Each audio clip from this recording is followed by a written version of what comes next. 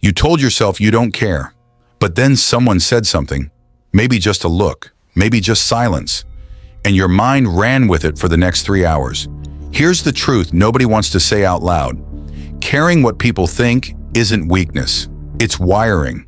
Your brain has a system, it never turns off, that's constantly scanning. Am I accepted? Am I safe? Do I belong here? It's ancient. It kept your ancestors alive. Get rejected from the tribe, you died.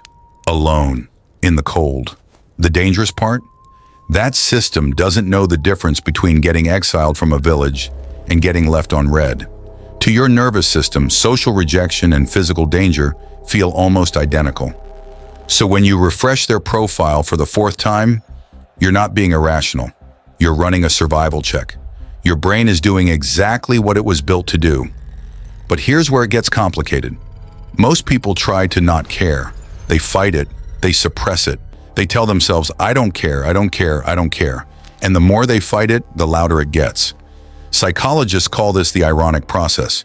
Telling your brain to stop thinking about something is like handing it a floodlight and pointing it at the thing you're trying to avoid. The real problem isn't that you care. The real problem is that you've outsourced your sense of self to people who are also just trying to figure themselves out. You're tracking their opinions like stock prices, and they're not even a reliable market. Here's what most people completely miss. There's a difference between caring what people think about you and caring what people think of your work, your ideas, your actions. One is noise, the other is information. When you blur the two, when someone criticizes your idea and your nervous system reads it as I am being rejected as a person, you become paralyzed. You stop sharing, stop risking, stop moving. Not because you're weak, because your brain conflated feedback with threat. Your identity isn't up for public vote. It never was. The shift isn't stop caring.